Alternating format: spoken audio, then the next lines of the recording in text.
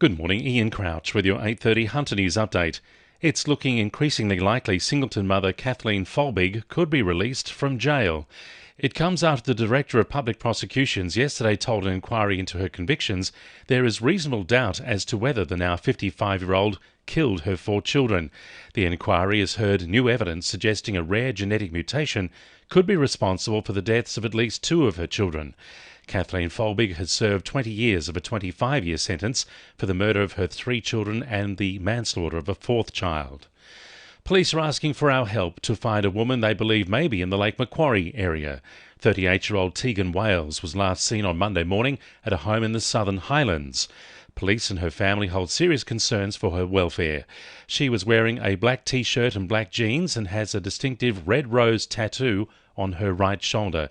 We've posted Tegan's photo on the 2NURFM Hunter News Facebook page. 3 Hunter men have been arrested as part of a crackdown on the state's worst domestic violence offenders. A wanted man was found playing the poker machines at an East Maitland hotel, with the 27-year-old allegedly in possession of a large hunting knife and the keys to a stolen car. 2 other men, aged 22 and 25, were also arrested at a Singleton Heights home as part of the operation. A new poll shows 8 in 10 Australians reject Labor's plan to double prescription dispensing periods to 60 days. There's concern the change fails to consider the impacts on regional areas like the Hunter, where drug shortages will be felt the most. National Vice President of the Pharmacy Guild of Australia, Anthony Tassone, says the plan will have a significant impact on access and supply. Will have a significant impact on medicine shortages and supply in our country, with a sudden increase in demand, and pharmacies are having difficulty in supplying 30 days at a time. It will also have a significant negative impact on the viability of pharmacies, and it will have a direct flow-on effect on jobs, trading hours and services that pharmacies provide for the community. Members of the Electrical Trades Union will gather at the Lake Macquarie Araring Power Station today to call for a National Energy Transition Authority to be set up in the May budget. The union says a transition authority is essential in making sure all workers in the power generation industry are included as the country makes the switch to renewables. It also wants clarity from the federal government on policy objectives surrounding renewables to give investors confidence into the future.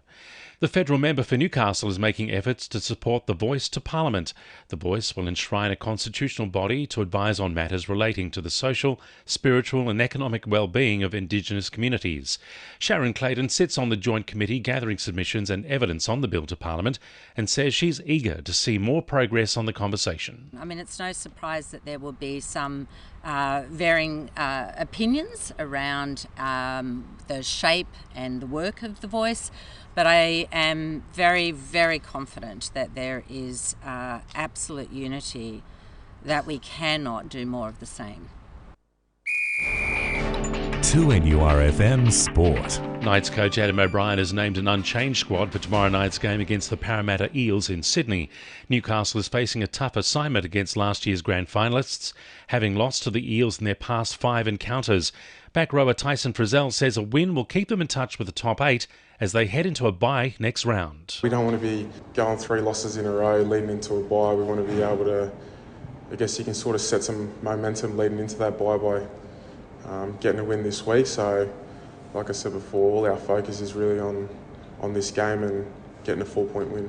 The Newcastle Jets will be playing for pride and the slim chance of making the A-League top 6 when they meet Sydney FC in the final round of the regular competition on Saturday. A big win and results going their way in other games will give them a shot at the playoffs, while a loss will leave them in last place on the ladder.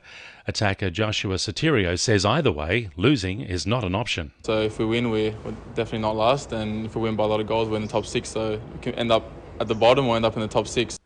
And Knights Chief Executive Phil Gardner has heaped praise on coach Adam O'Brien for his business-as-usual approach as he juggled game day commitments with trips to Sydney to support his ailing mother Marie, who died last week only a couple of months after being diagnosed with a brain tumour. And the winning numbers in Wednesday Lotto are 3, 7, 16, 17, 44 and 45, and the supplementaries are 4 and 32. And now you're up to date with the latest 2NURFM Hunter News.